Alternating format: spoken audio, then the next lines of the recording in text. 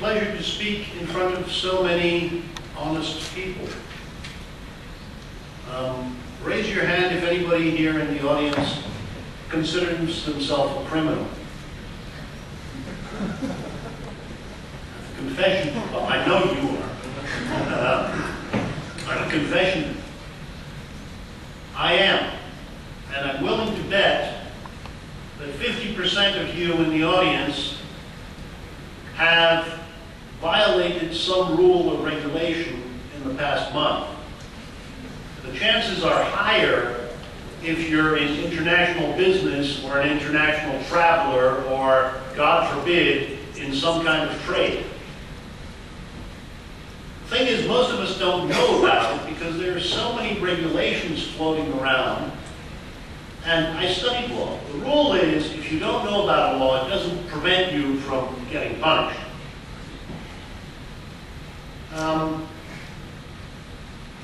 Here in Bratislava, at a certain time, we were ruled by Empress Maria Theresa, both in Vienna and in Paris. At the time, paper was in short supply. So there was a rule passed that you paid 0.8% of the loan contract value for a written contract. This law was in effect in Austria until last year. You know what it led to? People did oral contracts. Now, I think it was Samuel Goldwyn of Metro Goldwyn Mayer who said an oral contract is not worth the paper it's written on. The thing is, an oral contract is far more difficult to prove than a written contract. So this regulation passed over 200 years ago led to all kinds of non-contracts and huge court battles. Thank you, Richard, for your slide on Basel. I love the Basel regulations. Having worked in banking. You understood what Richard said. Basel regulations were instituted so that banks have enough capital. Why? So you can trust your bank.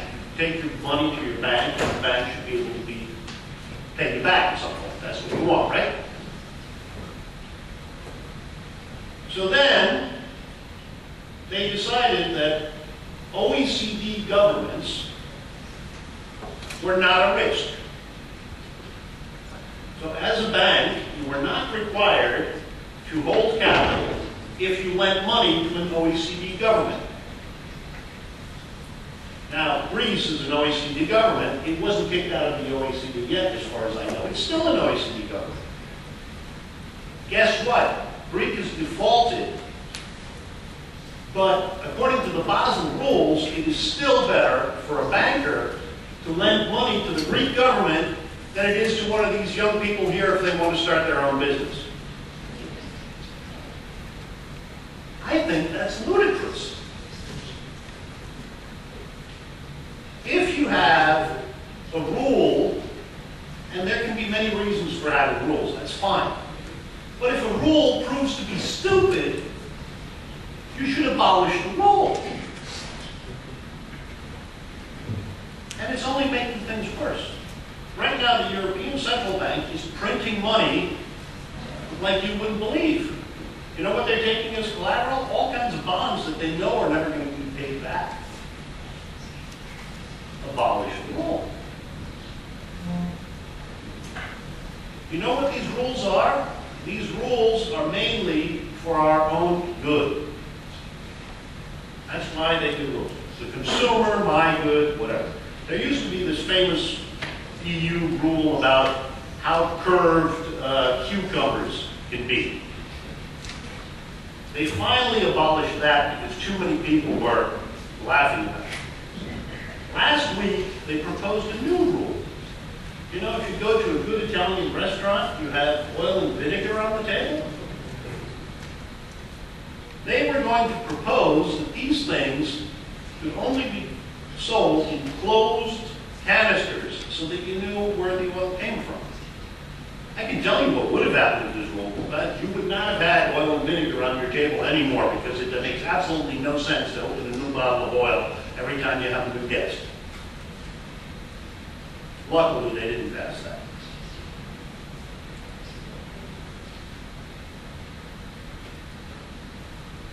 What is going to generate? Why are we here? What is going to generate job growth? Job growth is going to be generated by people founding their own companies, people doing more business in that area. There is a competition among rules and regulations. Richard said that. If I pay 4 times as much for my electricity in Linz as I do in the southern states in the U.S., I will close my factory and I will move it there.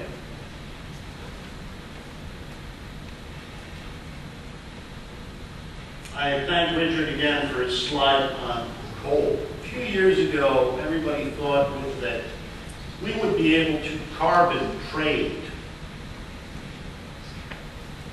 and therefore reduce the carbon emissions.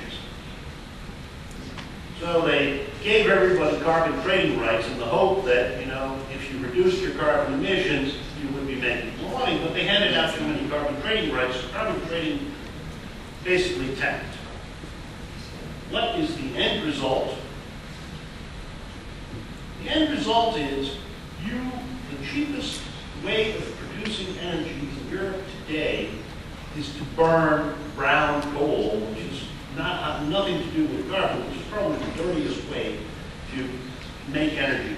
And all of those people that have wonderful, modern, green, gas-fired power plants have to shut them because every time they run them, they're making a loss.